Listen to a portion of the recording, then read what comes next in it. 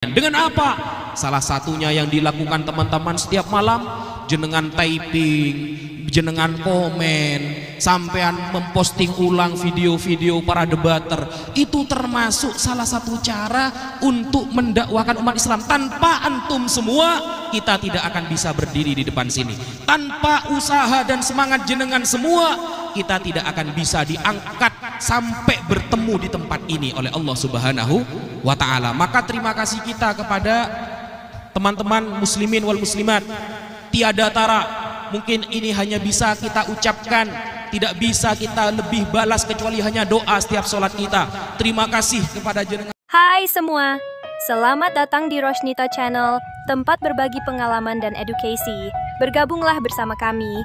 Jangan lupa untuk subscribe, like, dan tinggalkan komentar agar kita bisa berbagi lebih banyak momen inspiratif bersama. Assalamualaikum warahmatullahi wabarakatuh. Kurang semangat. Assalamualaikum warahmatullahi wabarakatuh. Diharap teman-teman yang masih ada di luar bisa untuk masuk ke dalam, dan bagi bapak-bapak atau ibu-ibu yang belum memiliki buku kami Jawaban Tuntas Fitnah Terhadap Islam, bisa untuk memilikinya di luar. Nah, alhamdulillah wassalatu wassalamu ala rasulillah sayyidina Muhammad ibni Abdillah wa ala alihi wa sahbihi wa man walah, amma ba'd. Yang saya hormati, yang saya muliakan, pembina, ketua pembina Apologet Islam Indonesia yang ada di samping saya, abang kita bersama, Bang Zuma. Semoga beliau selalu diberi kesehatan oleh Allah, selalu dilimpahkan rahmat kepada beliau, dan semoga perjuangan beliau dimenangkan oleh Allah Subhanahu wa ta'ala. Dan tak lupa pula kepada Ustadz kita yang ada di samping, yang jauh-jauh dari Lampung sebagai ketua kepengurusan Apologet Islam Indonesia, yaitu Al-Ustadz Alif.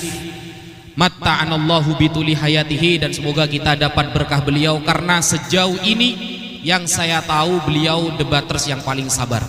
Saking dari sabarnya, ketemu Edis pun beliau senyum tak tahu arah. Dan kemudian di sini juga hadir ada Ustadz Yusuf dari Kalimantan, masya Allah, Ustadz yang paling banyak followernya selama ini, masih paling banyak. Kenapa paling banyak followernya? Karena lihat muka beliau aja Oten gak tega. Beda sama Bang Zuma, dikit-dikit ditombak, dikit-dikit ditombak. Kalau Ustadz Yusuf seperti Upin Ipin, saudara. Jadi imut, hitam mutlak kayak saya. Jadi gak tega mau nombak. Makanya hanya beliau yang sampai detik ini bertahan dengan followers di atas 20.000 bahkan ya, mengalahkan Edis. Masya Allah. Dan kepada Master of Ceremony juga Bapak Pak Desugi sebagai Bible berjalan.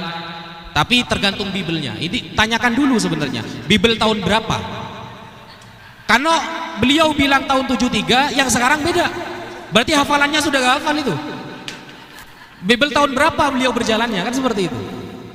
Dan kepada seluruh pengurus Apologet Islam Indonesia, tanpa bisa saya menyebutkan satu persatu dengan tanpa mengurangi rasa hormat saya kepada beliau semua, dan muslimin wal muslimat yang sangat kami cintai, saudara seperjuangan.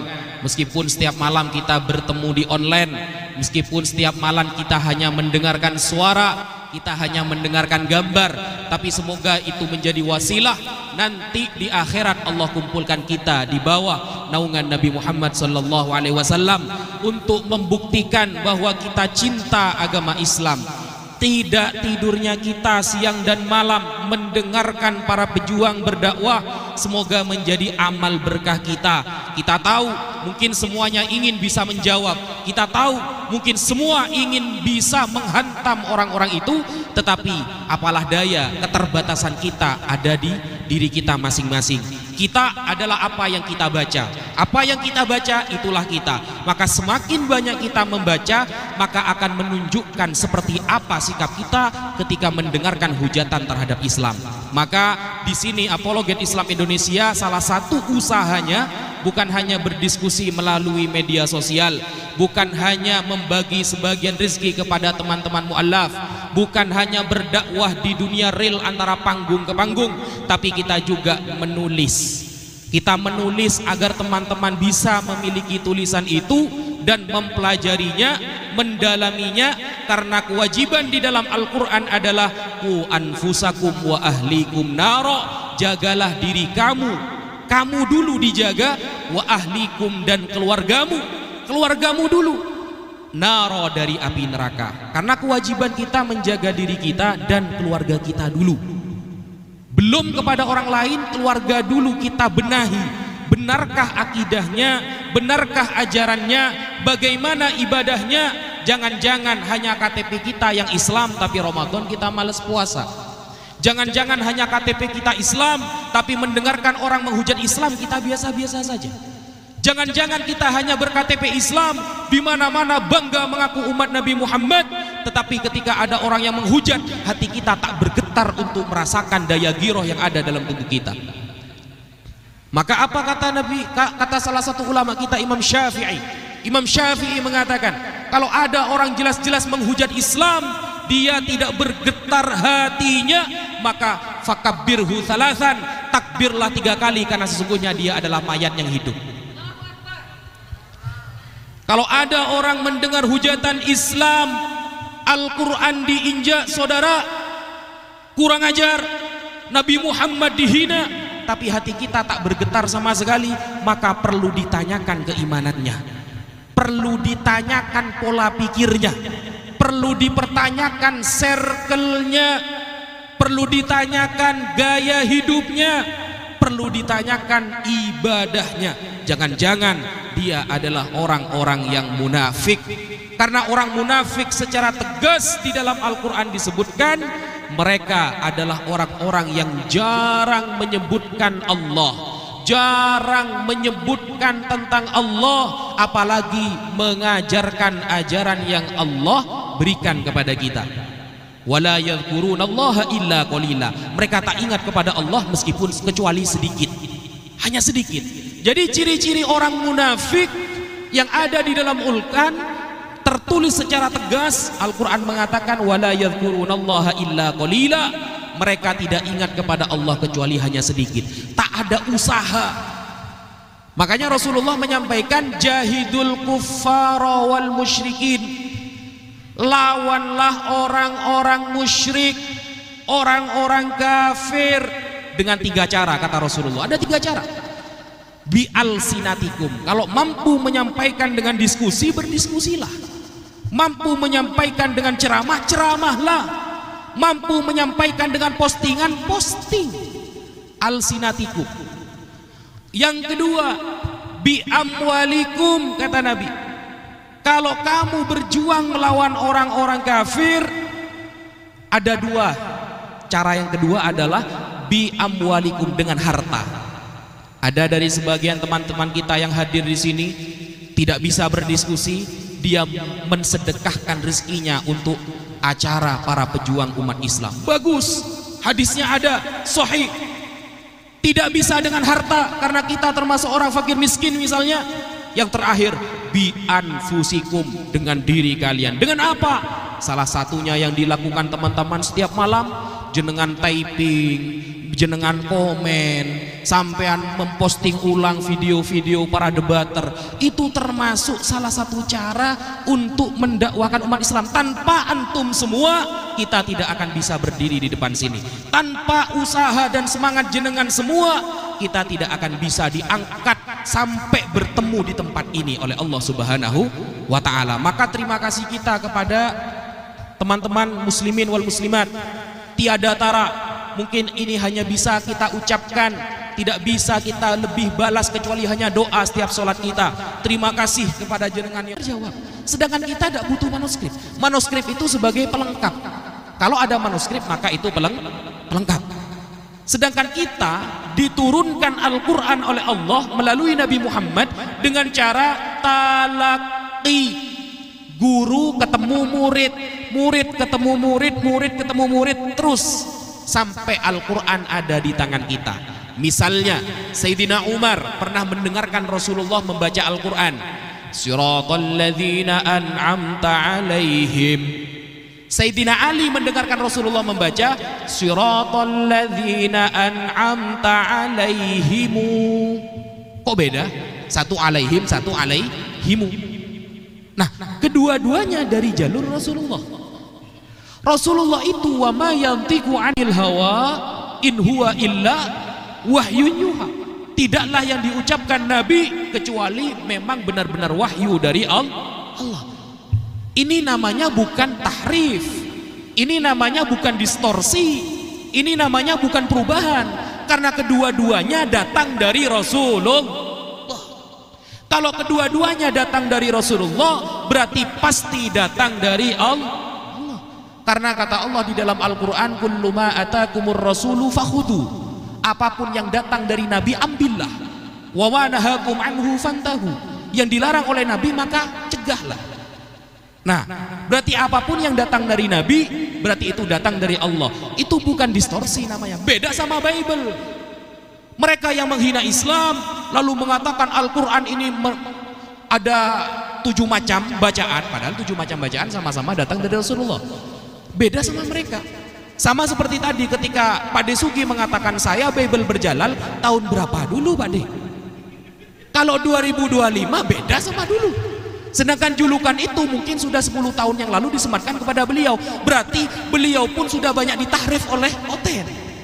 Udah bingung ya. Jadi jangan percaya dulu, tanyakan dulu tahun berapa jenengan disebut Bible berjalan. Yang dulu yang saya hafal pohon pisang, sekarang jadi pohon ara. Nah, pohon pisang saja bisa jadi pohon ara, apalagi pohon pinang Pak De. Gak ketemu lari kemana. Nah seperti itu. Kalau kita tidak akan pernah ada istilah seperti itu teman-teman. Ketika ada Ustadz Adi Hidayat misalnya disebut Al-Quran berjalan, maka selamanya ketika kita tanya surah Al-A'raf ayat 157 tentang Nabi Musa melihat Allah, tetap dari dulu sampai sekarang akan tetap. Jangan kemudian 10 tahun yang lalu jenengan ketemu Pak Desugi nanya Markus 16 ada berapa ayat, 2025 bisa beda.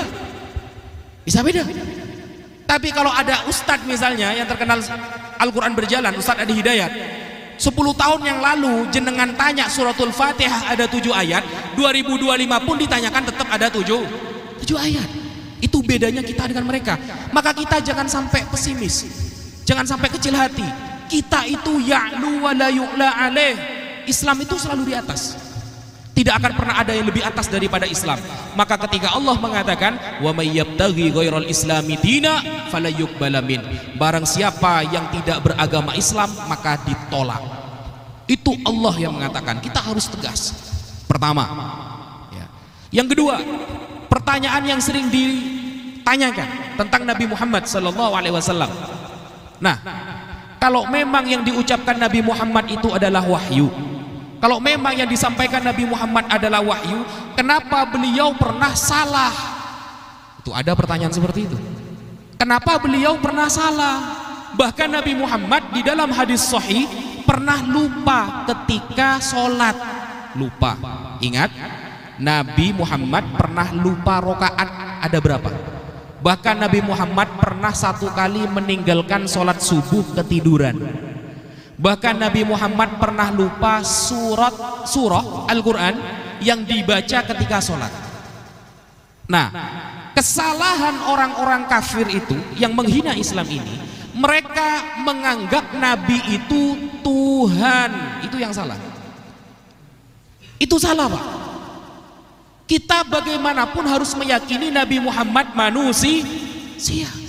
Maka segala yang terjadi kepada manusia secara umum juga terjadi kepada Nabi Muhammad, selama kekurangan itu tidak menurunkan derajat beliau.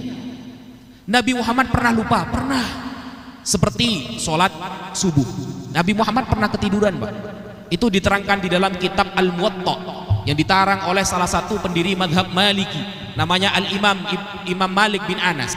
Diceritakan bahwa Nabi Muhammad ketiduran subuh, gak sholat subuh.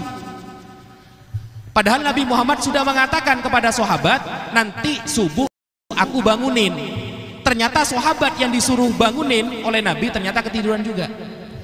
Maka apa kata Nabi?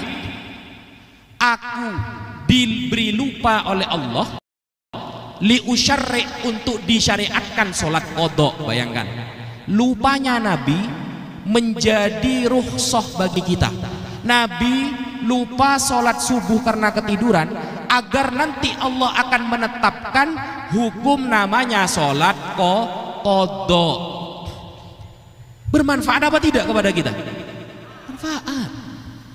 Tapi kalau ada Tuhan ketiduran, kurang ajar tidak? Kurang ajar saudara. Gak ada Tuhan ketiduran. Kalau Nabi ketiduran, manusia. Begitu. Kalau ada Tuhan ketiduran, itu penghinaan kepada Tuhan. Sebenarnya bukan kita yang menghina. Kalau kita jelaskan ya, kita itu cuma membacakan, ayo mikir kamu, masa ada Tuhan seperti ini. Sebenarnya kita seperti itu kepada mereka. Kamu mikir, yang namanya Tuhan tidak mungkin ketiduran, guys. La ta'khudhuhu sinatu wala naum. Dia tidak pernah ngantuk, apalagi tidur. Kok kamu bisa punya Tuhan yang kayak gini? Kita ngajak mikir, Pak. Karena surga itu mahal. Syaratnya masuk surga akalnya waras. Coba akal kita nggak waras, sholat pun kita tidak wajib, Pak. Akal kita nggak waras sedikit saja, sholat nggak wajib bagi kita. Maka syarat masuk Islam itu akalnya waras. Nabi itu manusia, ketiduran sholat subuh wajar, ada hukum qadha. Nabi lupa bacaan surat, akhirnya disyariatkan mengingatkan imam ketika sholat boleh. Misalnya imam lupa ya, wal asr innal insana lafi khusr, lupa, boleh makmum mengatakan illalladzina aman, biar imam bisa meneruskan. Itu manfaatnya. Nabi kita lupa jadi manfaat ke kita. Yang di sebelah ketiduran, umatnya yang kena azab semua. Bayangkan, pohon ara gak punya salah dilaknat, saudara. Dilaknat. Coba kita misalnya mereka mengatakan, gimana Nabi Muhammad? Katanya utusan Allah. Katanya setiap yang dia katakan wahyu dari Allah. Kenapa ketika memberikan masukan kepada petani pohon kurma, ternyata petani pohon kurmanya gagal panen? Itu sering ditanyakan. Kenapa kok bisa gagal panen? Bayangkan, Nabi dituntut harus sempurna oleh mereka. Itu standar yang sudah salah dari awal pertanyaan. Nabi mereka tuntut harus perfect dalam segala hal. Dalam keadaan yang bertanya punya Tuhan yang gak perfect sama sekali. Bayangkan, kita dituntut untuk menjawab, Nabi harus perfect dalam segala hal. Yang bertanya punya Tuhan yang gak perfect sama sekali. Mereka sebenarnya itu nyari remis, Pak. Nyari remis mereka.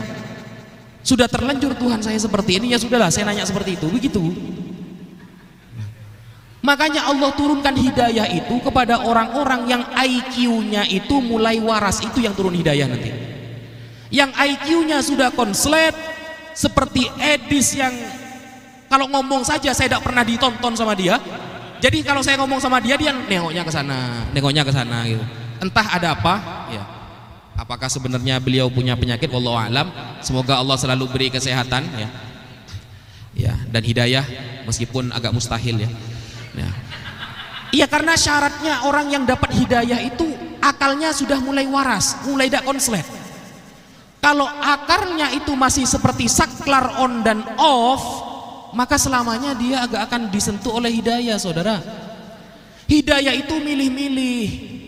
Hidayah itu milih-milih. Ketika dia dapat hidayah ternyata tidak ada perubahan, biasanya banyak yang murtad lagi.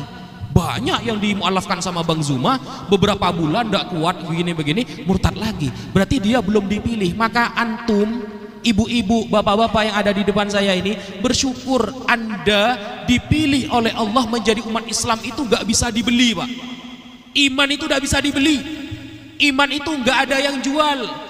Maka Yesus saja mengatakan, berbahagialah mereka yang tidak melihat tapi percaya, kata Yesus. Bayangkan, berbahagialah kepada mereka tak pernah melihat tapi percaya. Berarti keimanan tak melihat tapi percaya jauh lebih tinggi daripada melihat dulu baru percaya. Itu kata Yesus yang mereka agung-agungkan, dan kita juga memuliakan. Kita tidak pernah menghina beliau. Kita cuma membacakan bahwa kitab ini loh tidak pantas untuk disematkan kepada beliau. Beliau kalau memang dianggap lahir dari ibu yang suci, keluarganya suci, keturunannya suci, orangnya janur melahirkannya dengan cara yang maksimal, cara yang istimewa, seharusnya kitab ini tidak pantas menjadi kitab beliau. Al-Quran lah yang seharusnya diimani. Kenapa? Karena tidak pernahkah Pak Al-Quran dari awal sampai akhir menyebutkan nama orang secara khusus ketika diazab oleh Allah? Ada nggak? Nggak ada. Nggak ada. Allah tidak pernah menyebutkan nama. Tidak pernah Allah menyebutkan nama ketika menghina seorang hamba. Satu-satunya ayat yang benar-benar menyebutkan nama itu pun bukan nama tapi kunyah. Namanya surah Al-Lahab. Fir'aun bukan nama, jabatan itu. Raja di zaman Musa namanya Fir'aun semua. Abu Lahab itu benar hanya satu, itu pun pakai kunyah. Abu itu bapak ya.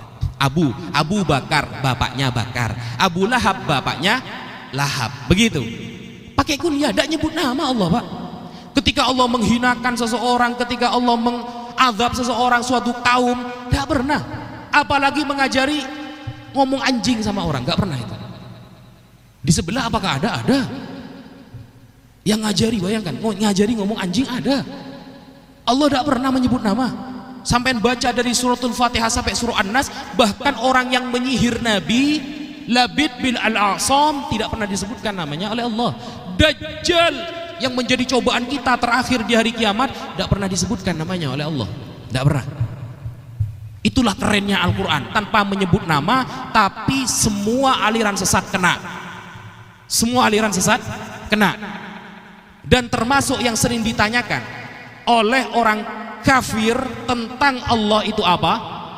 Bahwa kita menyembah batu, katanya Pak. Kita nyembah batu, katanya Pak. Bayangkan, Islam ini gak goblok-goblok amat gitu loh. Kalau kita menghadap Hajar Aswad, dan pertanyaan ini konsisten dari tahun 2010, 11, 12 sampai 2025, nggak ada update sama sekali mereka. Kita menyembah batu karena kita menghadap Ka'bah. Karena batu disyarat salah satu syarat haji, ada yang namanya rukun Yamani yang kita lakukan di dalam haji ya, bukan syarat ya. Ada rukun namanya Yamani, itu menghapus dosa. Itu dijadikan dalil sama mereka, berarti kita nyembah batu. Padahal yang Tuhan disebut batu itu di kitab mereka. Tertulis itu Tuhan adalah batu. Kalau kita jawab secara maksimal, misalnya di dalam surah Al-Quraisy Allah mengatakan falyabudu rabb hadzal bait, sembahlah pemilik kota Mekah ini. Mereka beralih pertanyaan. Apa pertanyaan mereka lalu? Oh, berarti Tuhannya umat Islam hanya Tuhan Mekah, kata mereka. Lah, inilah ketika kita berdiskusi dengan orang yang tak pernah belajar sastra bahasa. Islam itu untuk mengetahui Al-Quran benar-benar keren atau tidak, ada yang namanya ilmul balaghah, sastra bahasa Arab. Sastra bahasa Arab. Kita sastra Indonesia saja kadang sering salah, Pak. Biasanya orang yang pinter sastra Indonesia, dia akan pinter membuat puisi misalnya. Puisi, anggapan-anggapan apa namanya itu ya, perumpamaan itu pinter biasanya. Dan mereka sama sekali buta dengan sastra. Buta. Misalnya saya contohkan Bapak Prabowo, presiden kita bersama, ketika tahun 6 Desember 2024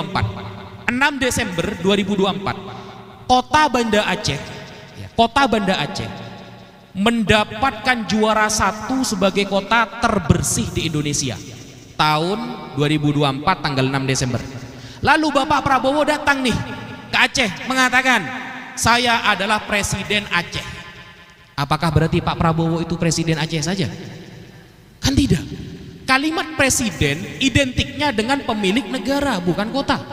Maka ketika Pak Prabowo mengatakan saya adalah presiden kota Banda Aceh, maka kalimat itu bukan pembatasan, tapi kehususan kota Aceh.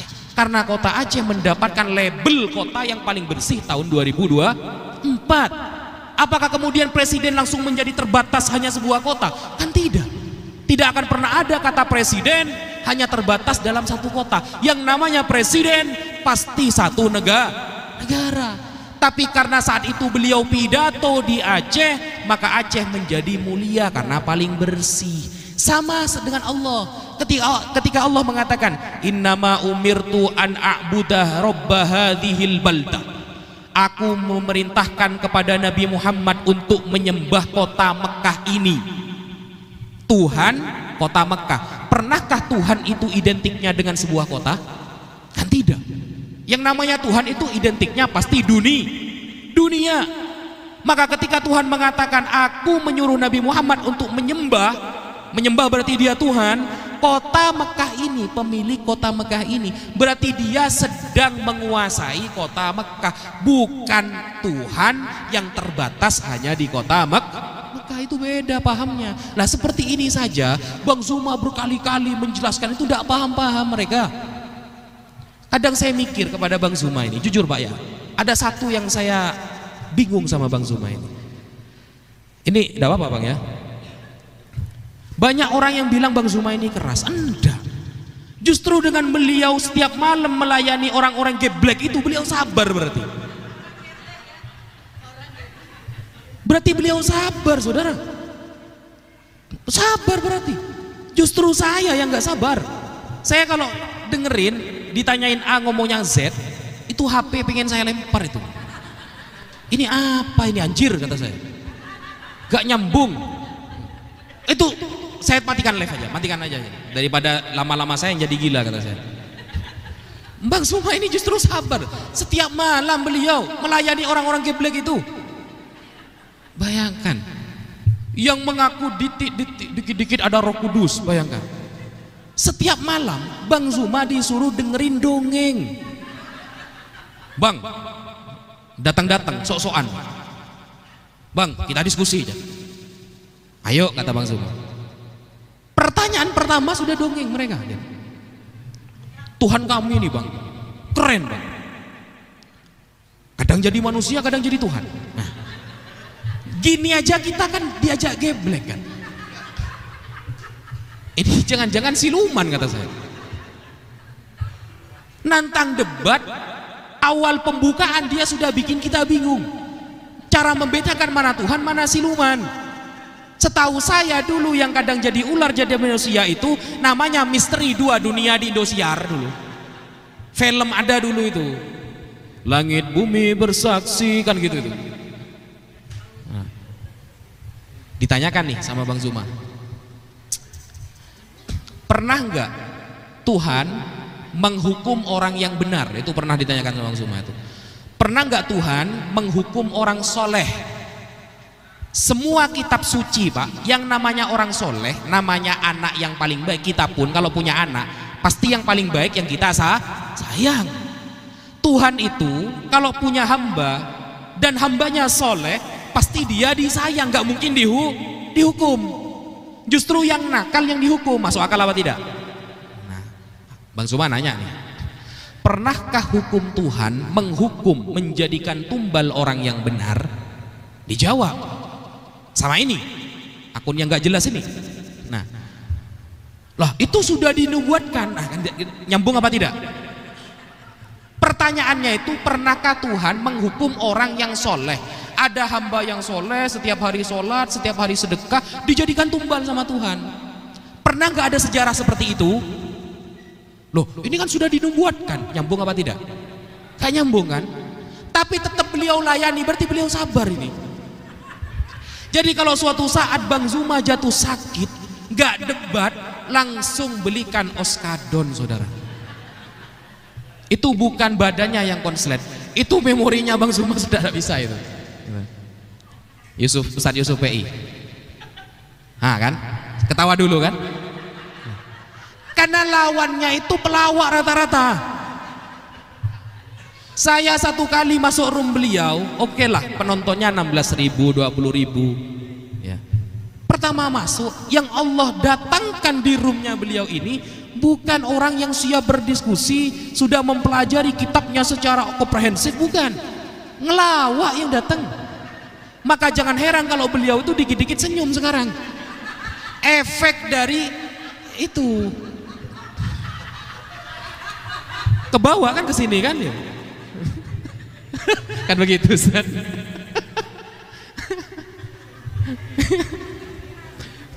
Ya kira-kira seperti itulah, Pak. Jadi cobaan kita itu berat sebenarnya, Pak. Jenengan kalau ada di posisi kita belum tentu jenengan kuat itu.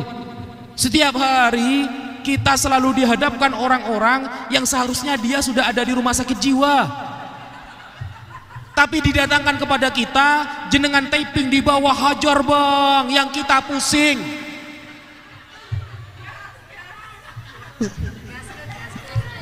Gas bang, hancurkan bang. Yang di bawah enak.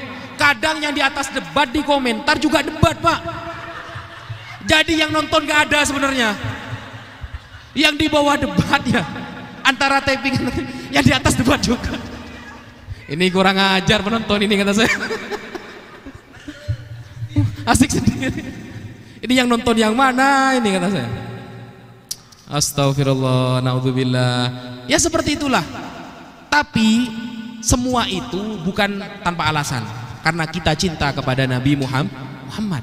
Bukan tanpa alasan, karena kita cinta kepada Al-Quran. Kenapa kok seperti itu cara cintanya? Yang kita bisa seperti ini. Andaikan mungkin dunia, mungkin gunung Uhud menjadi emas, mungkin kita akan memberikan semuanya kepada umat Islam yang gak mampu. Karena kemampuan kita cuma seperti ini, ya sudah, ini yang kita bisa. Yang salah itu punya kemampuan, dia diam mengkritik yang berusaha, itu yang salah. Punya kemampuan, punya ilmu, ya punya ilmu dia, punya kemampuan, tapi ngeritik yang berusaha, bukan membantu, bukan mengajak, tapi mengejek. Nah, itu yang salah. Apakah ada Pak? Rum-rum yang menghancurkan kita dari umat Islam sendiri ada. Yang gak suka sama kita ada. Itu namanya resiko perjuangan. Apakah kita pernah menyerang balik? Tidak pernah. Saya pernah bilang sama Bang Zuma di belakang, Bang, ini lama-lama kok kayak kurang ajar Bang mereka ini. Islam tapi nyerang Islam. Malah bergandengan dengan orang kafir. Saya bilang ke Bang Zuma, Bang, ayo Bang, kita hajar Bang gitu. Mungkin dikira kita takut Bang. Mungkin kita dikira kita tidak mampu Bang. Apa kata Bang Zuma? Sudahlah deh, kita fokus saja. Musuh kita di depan, biarkan mereka aja. Jadi sebenarnya yang sabar itu Bang Zuma loh. Di belakang yang selalu ngajak perang itu saya sebenarnya. Yang selalu ngajak perang itu saya sebenarnya. Makanya saya jarang masuk ke roomnya Bang Zuma. Kenapa? Bang Zuma selalu menjawab pertanyaan-pertanyaan yang menurut saya Pak, itu pertanyaan biologi kepada anak TK. Dijawab sama Bang Zuma. Akhirnya ada hidayah turun, ada yang mu'allaf gitu. Ya Allah, kalau saya Pak, kalau satu room sama Bang Zuma Pak, naudzubillah Pak, itu andaikan ada di depan itu ditampar sama saya itu Pak. Saya sering seperti itu. Bang Faruk ini paling beda caranya Pak. Paling beda Pak. Jadi Bang Faruk itu sebelum menjawab mesti senyum dulu. Itu bukan sponsor Pepsodent, bukan Pak. Tapi memang caranya seperti itu Pak gitu. Jadi beliau itu pakai cara kita di 2014 yang dulu. Jadi dulu awal 2019. Kalau Pak Faruk ini, Mas Faruk ini lebih ke cara teori muqabadah. Muqabadah itu pakai dalil lawan dihantamkan, pakai dalil lawan dihantamkan, seperti itu. Berarti lebih suka main-main beliau. Kalau saya kan enggak Pak, sudah selesai saya, sudah 5 tahun saya Pak. Gabung sama Bang Zuma sudah 5 tahun. Ketemu dengan orang-orang, semakin 2025 bukan semakin cerdas musuhnya, semakin geblek Pak. Tadi di dalam Pak ya. Mohon maaf, yang datang bukan umat Nabi Pak, Nabi Luga ya, Nabi Luga, tapi la alaihi salam, la alaihi salam ya. Bayangkan kita disuruh melawan orang. Saya pernah nanya ke Bang Luga, Bang, sampean kan pernah ke surga tuh? Iya. Waktu di surga apa yang sampean lihat? Banyak makanan. Makanannya dibawa sama apa? Sama troli katanya. Di surga ada troli, saudara. Apa bedanya surga dengan Giant? Apa bedanya surga dengan Carrefour kalau begitu? Padahal kata Allah, surga itu mala ainun ro'at, kenikmatannya tak pernah terlihat oleh mata. Wala udhunun sami'at, kenikmatannya tak pernah terdengar oleh telinga. Kalau troli ngapain saya masuk surga? Mending masuk Carrefour sudah, Pak. Kan gitu kan? Nah, itu kan sudah beda berarti kan? Standar surga kita dengan mereka berbeda. Makanya sering saya nanya, gimana Islam ini? Kok di surganya kok kawin katanya? Lah, di surga kamu ngapain? Kita memuji. Memuji siapa? Memuji Tuhan. Terus ngapain lagi? Ya nggak ada, memuji aja. Aminah, aminah, aminah, begitu aja gitu. Ya bosenin lah. Karena surga ini adalah hadiah, Pak. Kita di sini tidak boleh berzina, tidak boleh minum khamr, tidak boleh, kan banyak tidak bolehnya. Nah, nanti di surga hadiahnya bolehnya, gitu loh. Itu yang masuk akal, logik. Kalau di sini kita ini tidak boleh, itu tidak boleh, begini tidak boleh. Di surga cuma diem aja. Bahkan ada ayat Tuhan yang kawin. Kata mereka itu ayat perumpamaan. Kata mereka, saya tanya, adakah ilmu perumpamaan dalam Bible? Mereka nggak tahu, kan susah. Tapi yang seperti itu tetap dilayani, Pak. Karena memang itulah yang kita bisa. Kita kalau bisa semuanya bisa menguasai banyak kitab, Pak, mungkin kita ngajar di pesantren semua. Kita tidak akan ada di dunia maya. Kalau mungkin kita, keahlian kita itu ada di bidang peperangan, ya kita mungkin datangnya ke Israel, Pak. Bukan melawan oten-oten yang ada di TikTok dan lain sebagainya. Dan ingat, Pak, rata-rata saya lihat ketika saudara kita di Palestina itu dibantai, mereka mendukung Israel loh, Pak. Lawan-lawan diskusi kita itu, lawan-lawan diskusi kita, mau yang kasar maupun yang lembut, saya lihat di postingan-postingan mereka, mereka menyuarakan free Israel. Bayangkan. Jadi sebenarnya mereka itu cuma bermuka dua, lahu wajhani, punya dua muka mereka. Kalau sampai kita dibantai oleh Israel sekarang, Pak, mereka paling depan menyerang kita, Pak. Paling depan mereka. Kenapa? Karena mereka sudah punya keimanan yang blunder dari awal bahwa tanah saudara kita itu adalah tanah milik mereka, namanya tanah perjanjian, tapi selalu ingkar janji Tuhannya. Kalau kita tanyakan apa efektifnya Tuhan turun di dunia, kan tidak ada. Apakah korupsi kemudian berkurang? Kan tidak. Apakah peperangan langsung damai semua? Kan tidak. Apakah kekayaan menjadi orang yang paling kaya dari mereka? Kan tidak. Bahkan sampai di samping kuburan-kuburannya itu rata-rata sampai detik ini orang Islam. Rasulullah turun ke Arab, semenanjung Arab Islam. Tapi ketika mereka turun di barat, sekarang kita lihat barat banyak yang ateis, LGBT, Pak. Dari buahnya saja kita bisa tahu mana ajaran yang benar, mana yang tidak. Ya mungkin itu yang bisa saya sampaikan. Mungkin ada yang mau ditambahkan kepada guru-guru kita di awal, sambil biar guru-guru kita dulu menambahkan. Tafadhol Bang Zuma. Bismillahirrahmanirrahim. Assalamualaikum warahmatullahi wabarakatuh. Alhamdulillah. Sahabat-sahabat sekalian, apa yang kita dengarkan tadi ini sebenarnya sudah cukup ya. Kajian-kajian terkait dengan fenomena yang ada di lintas agama yang menjadi tontonan kita siang dan malam, yaitu terkait dengan debat lintas agama. Jadi ada beberapa hal yang kemudian ingin saya sampaikan di sini ya, sedikit aja. Yang pertama terkait dengan misi yang saya singgung tadi. Misi di luar Islam yang menginginkan kemudian negara yang kita cintai ini itu menjauh dari Al-Quran. Itu ada misi itu. Ada misi supaya umat mayoritas ini menjauh dari Al-Quran. Itu sudah jadi PR mereka dan program mereka. Jadi cara salah satunya yang mereka lakukan di lapangan, ya sesuai dengan apa yang kami temukan dulu waktu almarhum Coach Stephen masih berjuang sama kami di offline. Bagaimana kemudian orang-orang Islam itu sebisa mungkin mereka disibukkan dengan kegiatan-kegiatan yang menjauhkan mereka dari Islam itu sendiri.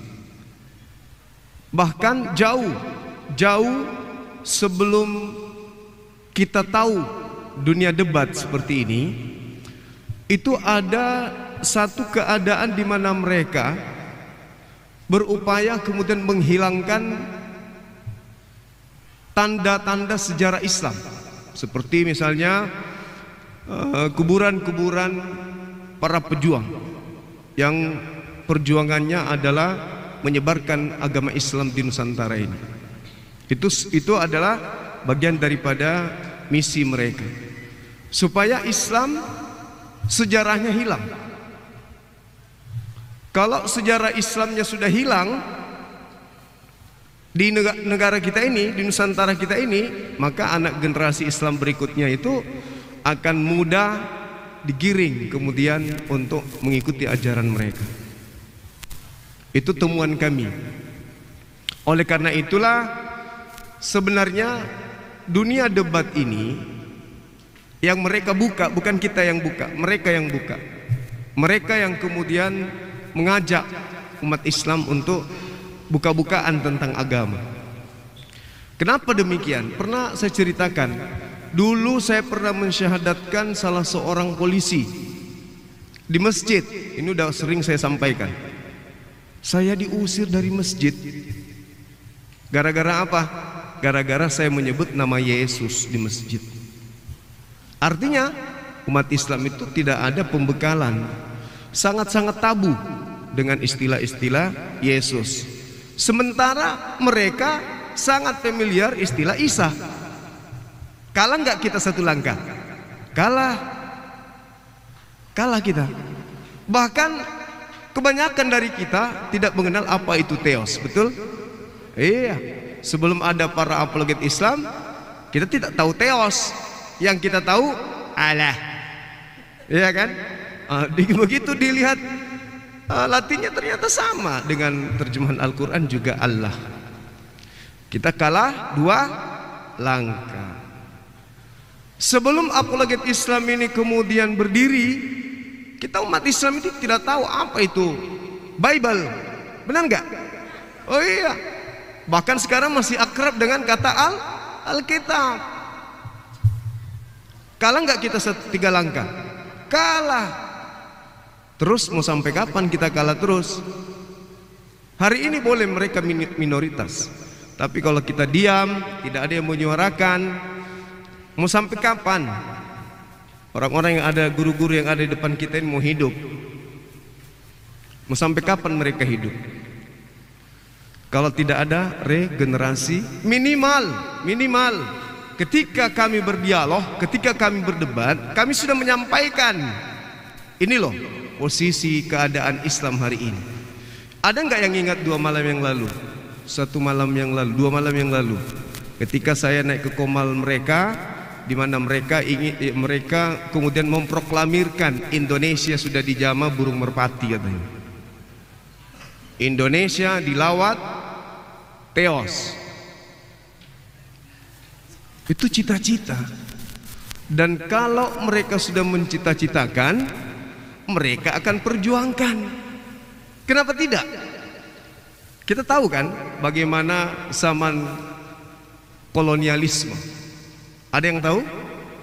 Tahu kita pasti. Mereka tidak murni berdagang, mereka tidak murni menjajah. Ada hal yang mereka inginkan. Apa itu? Mengajarkan agama mereka. Kalau dia sudah mengajarkan agama mereka, mayoritas penduduk sudah beragama mereka, dengan mudah mereka menawarkan apa yang mereka mau. Betul? Betul. Kalau misalnya nih di kota saya, kota Makassar, Sudah lebih banyak gereja daripada masjid. Ada nggak kesulitan bagi mereka untuk memasukkan budaya mereka ke Makassar? Ada? Nggak ada lagi. Nggak ada lagi. Karena institut mereka adalah gereja. Harus dipahami itu. Kebijakan-kebijakan mereka berasal dari gereja. Nah ini berbeda dengan kita. Masjid ya masjid, karena tempat ibadah. Kalau mereka enggak, organisasi mereka dibentuk. Makanya jangan heran kalau dikatakan Kristen itu bukan agama, karena memang mereka adalah institut yang dibangun dari gereja. Maka awal mula kebijakan bukan pemerintahan. Kebijakan itu awal mulanya dari gereja.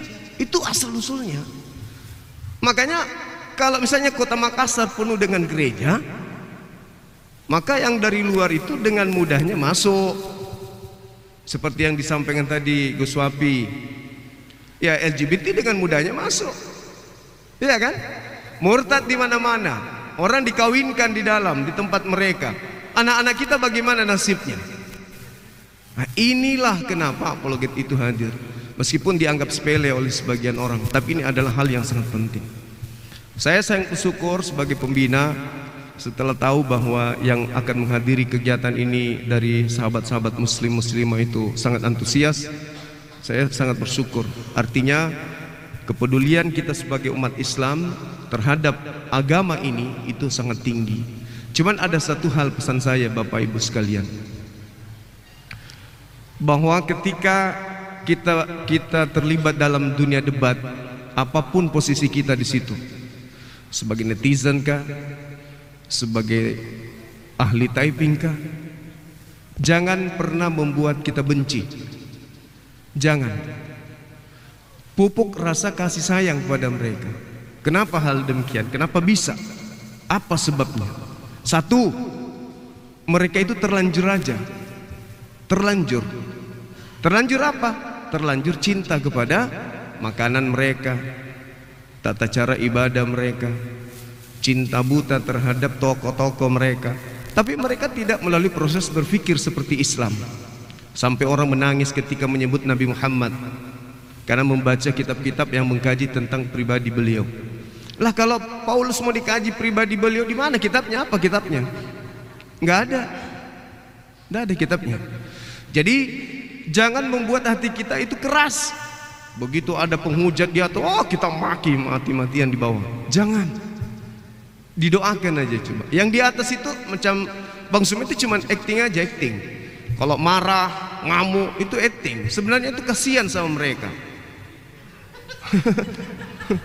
Kasihan itu sama mereka. Sebenarnya kasihan. Karena mereka terlalu cinta, tapi cinta buta. Yang kedua, mereka ini, ya, sahabat-sahabat sekalian, mereka ini sudah terlanjur diracuni otaknya tentang Islam. Seperti yang disebutkan tadi Gus Wafi. Yang mereka dipupuk dalam benak mereka itu Islam teroris. Nabi Muhammad itu bla bla bla bla bla. Itu yang mereka tahu. Dan tidak ada ruang untuk mereka belajar. Nah, tugas kita lah kemudian menjelaskan itu. Jadi pada saat kita typing, kita doakan mereka supaya mereka itu dapat hidayah. Jangan ikut-ikutan di atas. Begitu di atas mengatakan nenekmu kiper, yang di bawah bilang tetanggamu kiper, satu RT kiper, semuanya kiper. Jangan. Biarkan, percayakan kepada kami, itu cuma trik memainkan kemudian kejiwaan lawan. Jadi iya, itu hanya proses kemudian bagaimana mereka bisa kita giring kepada Islam. Maksudnya tidak ada paksaan, paling tidak mereka buka cakrawala berpikir mereka bahwa ternyata yang selama ini kami disusupi pemikiran-pemikiran konsep yang negatif tentang Islam, ternyata itu adalah salah. Ya, saya melihat dunia apologet ini, alhamdulillah, masya Allah, saya dengan Akhi Sugi dari tahun 2009 kami berjuang dari Facebook, teman-teman semuanya ini berjuang. Sekarang saya lihat sudah kita saling melengkapi satu sama lain. Ya, mudah-mudahan para guru-guru kita di apologet ini bisa tetap istiqomah, jangan tinggalkan umat. hanya gara-gara hal sepele. Ya, jangan tinggalkan kemudian misi kita bagaimana bisa mencerdaskan anak bangsa, membantu pemerintah untuk memberantas kebodohan supaya anak-anak bangsa bisa membedakan antara Tuhan dan hantu. Kan begitu. Iya kan ya? Iyalah. Benar enggak? Iya.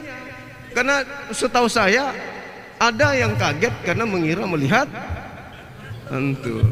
Supaya dia tidak disangka hantu, maka dia minta onde-onde. Nah, aku makan onde-onde supaya saya buktikan bahwa saya adalah hantu atau saya adalah Tuhan. Saya bukan hantu atau saya adalah Tuhan. Dia makan ikan goreng untuk membuktikan kalau dia bukan hantu, bukan makan ikan goreng untuk membuktikan kalau dia adalah Tuhan. Kan gitu. Maka tugas kita adalah mencerdaskan anak bangsa. Misi API membantu pemerintah supaya anak bangsa itu cerdas. Saya kira begitu, sahabat-sahabat sekalian. Tetap semangat, dukung kami. Jangan pernah lelah apapun itu. Meskipun sering dimarah sama bapak, apa sih ibu ini lebih cinta suaranya Gus Wafi daripada suara papa? Nah, begitu juga sebaliknya. Mama sudah jam begini kopi belum ada, lebih suka dengar suaranya Dinda Faruk. Setiap hari Faruk aja terus, Faruk terus. Jangan-jangan kau mau poligami. Enggak lah ya, itu bercanda aja. Tapi yang pasti saya juga sangat senang karena sudah 2 kali kita adakan milad ini. Alhamdulillah, Masya Allah, luar biasa antusiasnya. Dan kami mohon doa terakhir, mohon doa dari sahabat-sahabat sekalian, doakan kami supaya kami sehat-sehat terus. Karena biar bagaimanapun Adik Wafi ini sudah mulai juga ada ancaman-ancaman. Saya juga sudah mulai parah lah menurut hitungan saya ya. Jadi kita saling mendoakan aja, mudah-mudahan kedepannya tidak ada masalah. Kami panjang umur, jangan pernah ada terjadi sesuatu yang sifatnya makar ya. Kami tetap membersamai umat sampai kapanpun itu, supaya dunia apologet ini bisa dicintai oleh masyarakat Indonesia. Saya kira begitu dari saya, sudah panjang lebar. Saya kok jadi capek ya. Biasanya saya kalau dengan Oten sampai 4 jam, 5 jam lah, 7 jam dah. Oh iya, nggak ada. Mana Bang Luga? Bawa sini Bang Luga. Oke, saya kira begitu dari saya. Nanti juga kita minta dari Dinda Faruk. Saya sangat senang kalau beliau lagi menceritakan. Teman-teman belum pernah mendengarkan langsung beliau menceritakan kisah beliau menjadi seorang mualaf. Itu sangat seru ya. Namun sebelumnya mungkin Ustaz Yusuf ada sesuatu yang ingin dibicarakan. Saya kasih waktu 1 menit.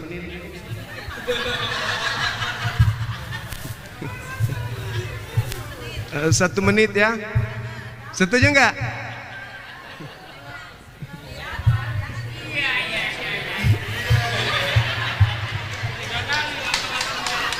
Satu menit dari saya, bonusnya tidak terbatas.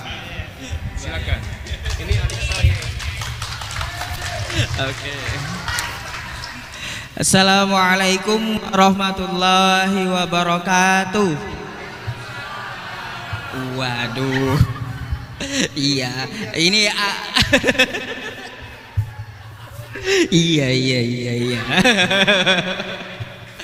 Baik. Ini dari abang saya ya. Kasihnya 1 menit aja, kejam kali beliau gitu. Iya. Baik. Bismillahirrahmanirrahim. Alhamdulillahirabbil alamin. Assalatu wassalamu ala asrofil anbiya wal mursalin sayyidina wa maulana Muhammad wa ala alihi wa sahbihi wa barik wa sallim ajma'in, amma ba'du.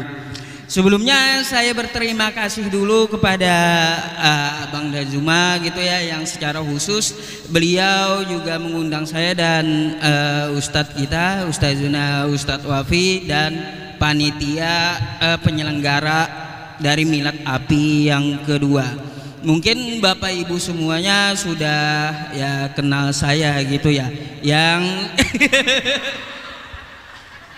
iya.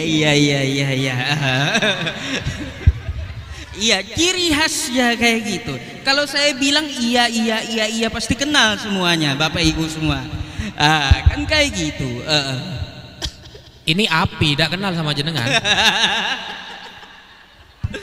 Iya, baik. Saya jelaskan sedikit ya. Sebenarnya memang saya di luar api ya Bapak Ibu. Semuanya. Cuma saya masih mendukung abang saya dan saudara-saudara seperti Ustadz Alif, Ustadz Yuna Wafi dan Pak Desugi gitu ya. Dalam ya mereka berjuang memerangi ya pembodohan dan pemurtatan yang ada di Indonesia. Jadi saya sangat bersyukur mereka mau mengundang saya ya, kalau bisa nanti tahun depan diundang lagi gitu ya. Aduh. GR kali. Tahun depan beliau yang undang kita. Ya boleh, tapi di Banjarmasin nanti boleh ya. Ustadz Alif ya sama Bang Moto. Baik, saya mau menyampaikan sedikit ya. Sebenarnya sudah cukup yang disampaikan oleh Ustadz Wafi dan Bang Zuma. Cuma saya mau menekankan, ketika kita melihat diskusi lintas agama yang setiap malam kita tontonnya, ada Bang Zuma, ada yang lainnya gitu, ada juga saya. Kadang kita khilaf gitu. Khilafnya seperti apa? Lupa dalam membaca kitab sendiri. Itu sering saya temukan kepada para penonton ya, termasuk yang di tok-tok gitu. Kalau di sini semoga aja nggak ada gitu. Iya, bisa kali ya, abang dah ini ya mengelabui saya bisa kali di beliau gitu. Iya. Jadi makanya saya mempunyai program gitu untuk menekankan kepada umat Islam baik di TikTok ataupun ya secara offline untuk apa? Membaca Al-Quran kita setiap hari gitu. Makanya kan saya mempunyai program untuk seluruh Indonesia agar kita membagikan Al-Quran itu secara gratis baik di TPQ atau para pembelajar Al-Quran maupun di pondok pesantren. Itu sering kita gaungkan di setiap kali live streaming. Karena apa? Banyak setiap kali saya live streaming itu Bapak Ibu, setelah itu masuk WhatsApp. WhatsAppnya seperti apa? Ustadz, saya tadi lihat di room Kristen, saya sakit hati, Nabi kita dihina. Lah, kata saya siapa suruh tonton ke situ?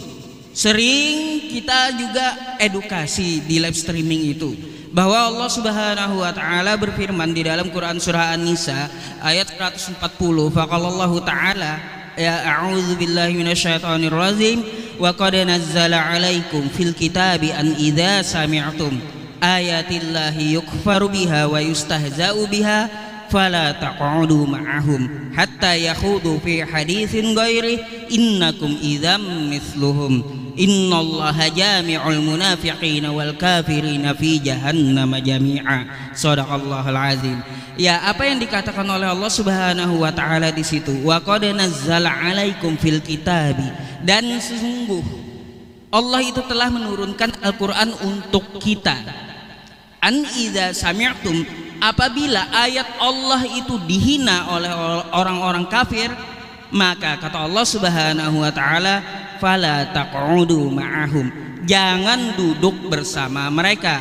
Artinya kalaunya ya kita melihat penghinaan terhadap Allah, terhadap Rasulullah, jangan ditonton yang punya live gitu dari orang kafir tersebut. Karena apa? Kalau kita memaksakan, ya kata Allah Subhanahu wa taala di kalimat selanjutnya itu innakum idzam mithluhum, maka kamu sama dengan orang yang menghina ayat Allah Subhanahu wa taala. Jadi dijauhi ya live streaming di luar agama Islam, itu pesan saya, bahwa di luar agama Islam itu sering kita dengar yang menyakiti hati kita gitu. Ayat Allah dihina, Nabi kita dihina. Bahkan ya bukan cuma Allah dan Nabi kita, semua dari aspek agama Islam itu sebisa mungkin mereka akan menunjukkan bahwa Islam itu jelek gitu. Jadi ya bagi Bapak Ibu dan yang ya melive-kan di TikTok, sekali lagi saya berpesan ya, innakum idzam misluhum, jangan sampai Allah Subhanahu wa taala memponis kita sama dengan pemilik live streaming tersebut, sama dengan orang kafir tersebut.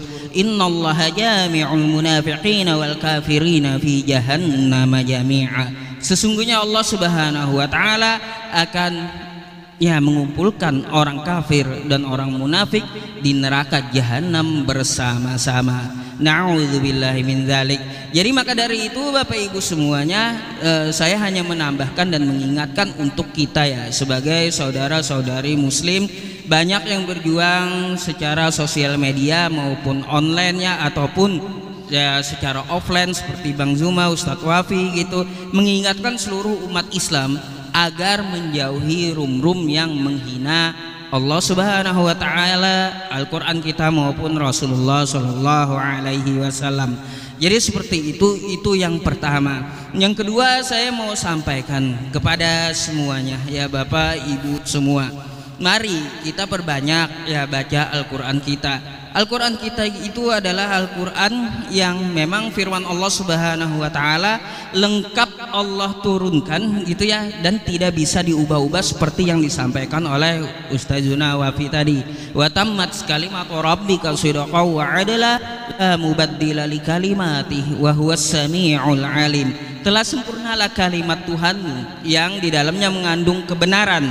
Sekali lagi, kebenaran dan keadilan. Artinya Al-Quran itu berdiri sendiri tanpa perlu pengakuan kitab di luar agama Islam atau ada tuduhan gitu ya. Al-Quran tidak bisa berdiri sendiri. Salah kawan ya, salah. Al-Quran itu in huwa illa wahyu yuha, wahyu yang diturunkan kepada Rasulullah yang tidak perlu verifikasi dari kitab lain karena dia sudah mengandung kebenaran. Jadi nggak perlu kita harus mengais-ngais kitab di luar agama Islam, kitab apapun itu dari agama apapun. Karena apa? Allah sudah tegaskan Al-Quran itu mengandung kebenaran. Jadi tidak ada keraguan di dalam Al-Quran. Dzalikal kitabul la raiba fi hudal lil muttaqin. Jadi dalam Al-Quran itu tidak ada keraguan sama sekali, petunjuk bagi kita untuk orang-orang yang beriman. Jadi sekali lagi yang biasa ngadu sama saya ke WhatsApp gitu ya, Ustadz saya sakit hati, Nabi kita dihina. Ya udah, salah kamu juga menonton ke situ. Maka dari itu ya jangan ditonton gitu. Hindari rum-rum seperti itu, tapi kunjungilah rum-rum seperti Bang Faruk ya, Ustadz Alif, rum Ustadz Wafi dan Bang Zuma. Ramaikan gitu, ramaikan rum-rum yang ramaikan rum-rum yang seharusnya membela agama kita gitu ya. Jangan meramaikan rum-rum yang membuat kita sakit hati gitu. Apa faedahnya, apa manfaatnya coba kita kalau kita melihat di rum luar agama Islam? Yang ada hanya sakit hati.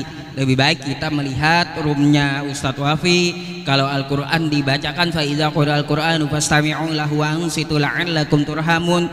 Ketika Ustadz Wafi membacakan Al-Quran, maka Anda yang mendengarkan akan mendapat rahmat dari Allah Subhanahu wa ta'ala. Jadi seperti itu, ada min plusnya ya. Kalaunya kita nonton di luar agama Islam akan sakit hati. Tapi kalau kita menonton rum-rum yang beragama Islam seperti Bang Zuma, beliau membacakan Al-Quran, maka rahmat Allah akan turun kepada Anda.